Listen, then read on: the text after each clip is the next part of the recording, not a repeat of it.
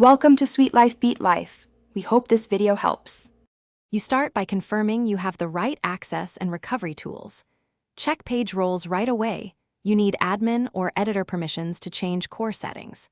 Once done, verify two-factor authentication and that your recovery email or phone works. Replace outdated contacts.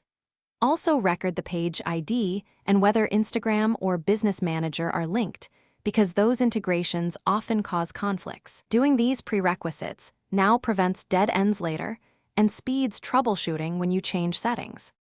Next, diagnose the specific issue by reviewing Page Quality and Account Center for policy flags or restrictions. This tells you the why.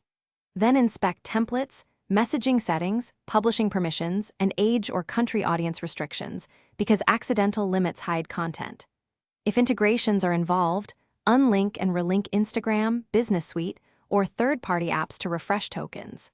Make changes one at a time and test after each. That way you identify which action fixed the problem and avoid cascading misconfigurations. Finally, apply the identified fixes and immediately publish a controlled test post or update to verify visibility from multiple accounts and devices.